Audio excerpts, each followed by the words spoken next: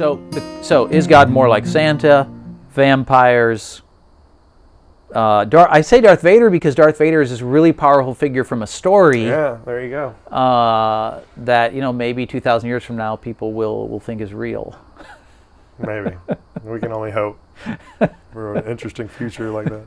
For a future 2,000 years from now, right? So in other words, what if we know other things that aren't real? All right. So what do you mean? Like is God like these things or not? I'm saying so obviously I believe God is real. So it's easy to say God is like other real things that really exist. Like it's not that hard.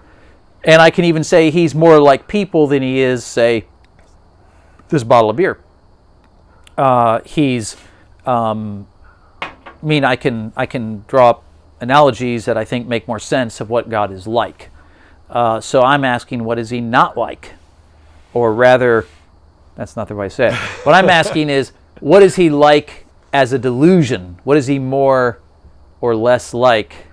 It's not meant to be any kind of gotcha question. I'm just wondering, when you bring up Santa, you bring up vampires, you bring up I guess I don't put God in the same category. In any of those categories. I don't know that I can really tell you why. I guess I just think of, with Santa, I don't know about vampires. Yep. I don't put a lot of thought into that, but Santa, Darth Vader, I mean, these were all concepts that were created for a reason, and we know why and who. And he's not like Bigfoot. It's based on something. Mm-hmm. Yeah. Is he more like a scientific theory, like geocentrism was once the dominant way people thought that they thought that was real, and then really we don't even it's nowhere on our radar anymore? I mean, it's hard to compare him to theory, but I guess that's got to be a better example than Santa Claus. The other ones, because you can't really point to a time when the majority of the world thought Santa Claus was real. I don't think. Yeah. We should say spoiler alert for this part of the. It's too late now, but yeah, right. Spoiler alert. Santa's not real. Sorry, kids. But yeah, I think it would be more akin to the geocentrist. Okay. I think that's a pretty good analogy, actually.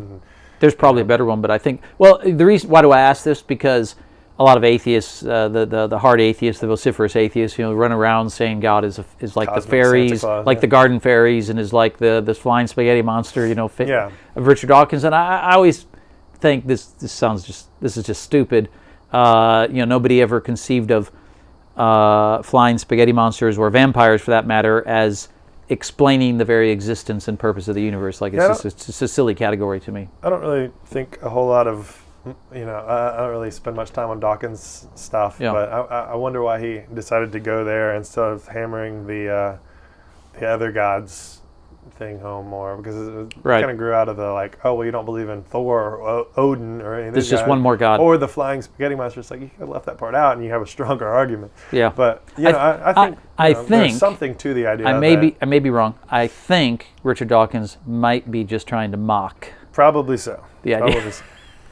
I think he thinks that's valuable to his cause. There's a lot of that, and that's one thing that he may be doing more harm than good to his cause. Do you have any guilty pleasures for conspiracy theories? For conspiracy? Is there any conspiracy theory that, like when I was little, Bigfoot was real to me?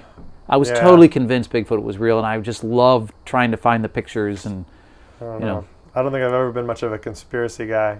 So you're not an Alex Jones listener. For about 5 minutes one time, a friend had me fairly convinced that the moon landing was staged.